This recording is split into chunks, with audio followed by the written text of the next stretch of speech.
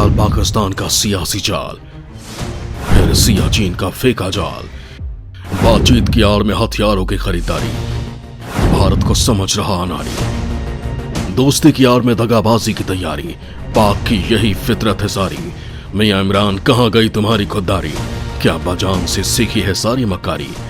जी हां दोस्तों, भारत को परमाणु युद्ध की धमकी देने वाले पाकिस्तान ने फिर एक साजिश रची है। साजिश भी ऐसी जिसे सुनकर आपके होश फाख्ता हो जाएंगे।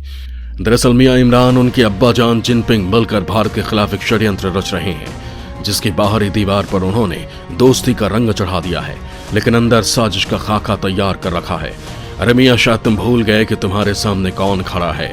ये भारत है जो तुम्हारी चूल्हे हिला देगा, तुम्हारी मांद में घुस कर मारेगा और तुम्हारे वजूद को ही मिटा देगा। दोस्तों, आखिर पाक की ये साजिश क्या है वो मैं आपको बताऊं।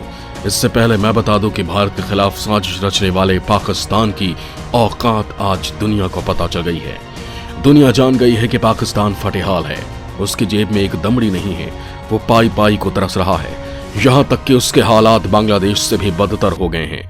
आलम यह है कि वो हर दरवाजे पर कटोरा लेकर भीख मांग रहा है, लेकिन कंगाल आतंकिस्तान को कोई भीख देने के लिए तैयार नहीं है, क्योंकि आतंकिस्तान दूसरे के पैसे से आतंकवादियों को पालता है, उन्हें आश्रय देता है और मासूमों की जान लेता है।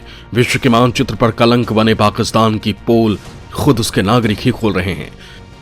कंगाल पाकिस्तान, रो रहा इमरान, दिवालिया पाकिस्तान की दिवालिया सरकार। दोस्तों, अपने फटेहाल अर्थव्यवस्था के कारण पाकिस्तान IMF के लिए सिरदर्द बन गया है। आलम यह है कि उसने कर्ज में बांग्लादेश को भी पीछे छोड़ दिया है। अस्तित्व में आने के बाद से ही पाकिस्तान के आर्थिक हालात अच्छे नहीं रहे हैं, लेकिन मियां इमरान के सत्ता संभालने के बाद मानो ये रसातल में चली गई हो। इमरान खान ने न केवल पाकिस्तान को कंगाल बना दिया, बल्कि उस पर अरबों डॉलर के कर्ज को चढ़ा दिया है, जिसका नतीजा यह है कि पाकिस्तान अब चीन जैसे देशों का आर्थिक गुलाम बन चुका है। पाकिस्तान पर घरेलू और विदेशी कर्ज 50,000 अरब रुपए से भी ज्यादा हो चुका है। खुद पाकिस्तान के अपने ही उसकी पोल खोल रहे हैं। दोस्तों, यहां आप ये सोच रहे होंगे कि मैंने बात तो पाक के साजिश की थी, लेकिन मैं बात पाकिस्तान की अर्थव्यवस्था की कर रहा हूं। तो दोस्तों, मैं आपको बता दूं कि ये इमरान के साजिश के तिलिस्म का पहला दरवाजा है, और आखिर दरवाजे तक जाने के लिए हमें पहले दरवाजे को पार करना होगा। पूरी साजिश का ताना बाना समझना होगा कि मियां इमरान ने कैसे इस चक्रव्यूह का निर्माण किया, कौन इसका द्रोणाचार्य है और कौन जयचंद, दुर्योधन कौन है और कर्ण कौन, ये भी हमें जानना होगा।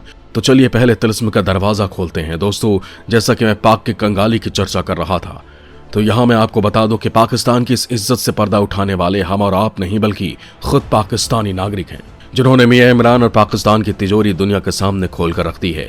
दोस्तों, दरअसल पाकिस्तान के अमेरिका में राजदूत रह चुके हुसैन हक्कानी ने एक ट्वीट में पाकिस्तान और बांग्लादेश की तुलना की। अपने ट्वीट में हक्कानी ने लिखा, पाकिस्तान IMF से 1958 के बाद से 22 बार कर्ज ले चुका है, जिसमें 1988 के बाद 13 बार और 2000 के बाद 5 बार शामिल हैं। इसकी बांग्लादेश से तुलना करें तो इसे 1974 के बाद केवल 10 बार IMF से कर्ज लेने की जरूरत पड़ी है, जिसमें 2000 के बाद केवल 2 बार लोन लिया। हक्कानी के ट्वीट करने की देर थी, बस क्या था, पूरे जहां में इसका ढिंडोरा पिट गया कि मियां इमरान कंगाल हैं। हक्कानी यही नहीं रुके, उन्होंने बाकायदा इमरान पर आरोप लगाते हुए कहा कि इमरान खान के आने के बाद पाक की अर्थव्यवस्था पंगु और लाचार हो गई है और उसके ऊपर अरबों डॉलर का कर्जा चढ़ गया है। दोस्तों, जैसा कि मैंने आपसे कहा था कि ये तिलिस्म का पहला दरवाजा है, और जब हम पहले से दूसरे दरवाजे में घुसेंगे तब हमें पाकिस्तान के साजिश की पटकथा थोड़ी थोड़ी समझ में आने लगेगी। दोस्तों, एक तरफ पाकिस्तान की कंगाली है तो दूसरी तरफ उसकी मक्कारी, जिसे वो अपनी ढाल के रूप में इस्तेमाल करता है। भारत के खिलाफ भी वो इसी हथियार का इस्तेमाल करता है, जैसा कि उसने हाल ही में फिर विश्व को दिखाने के लिए किया है। सियाचिन में अब नहीं होगी सरगर्मी, बॉर्डर से सेना हटाएगा पाक। दोस्तों, भारत के पराक्रम से डरे पाकिस्तान ने सियाचिन से सैनिक हटाने की बात कही है। इसके लिए उसने भारत के साथ बातचीत करने की इच्छा जताई है। खुद पाकिस्तानी विदेश मंत्रालय ने कहा कि वो भारत के साथ संबंधों को सुधारने और सियाचिन पर बात करने के पक्ष में है।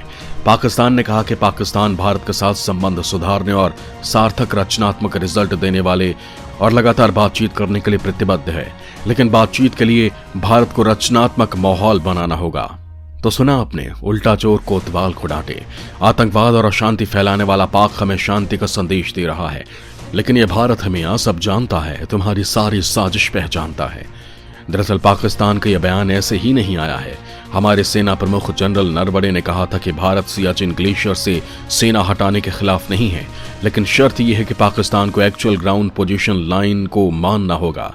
जनरल नरवणे ने कहा था कि 1984 में भारत ने ऑपरेशन मेघदूत के जरिए सियाचिन ग्लेशियर पर कब्जा किया था।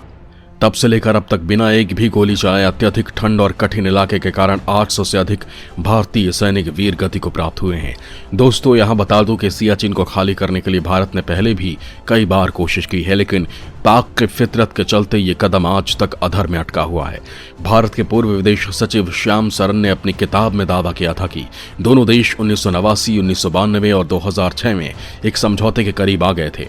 सरन ने अपनी किताब में कहा है कि 2006 में तत्कालीन राष्ट्रीय सुरक्षा सलाहकार MK नारायणन और सेना प्रमुख जनरल JJ सिंह ने इस प्रस्ताव को रद्द करने के लिए अंतिम समय में हस्तक्षेप किया था, जिसके बाद सियाचिन को खाली करने का मामला ठंडे बस्ते में चला गया।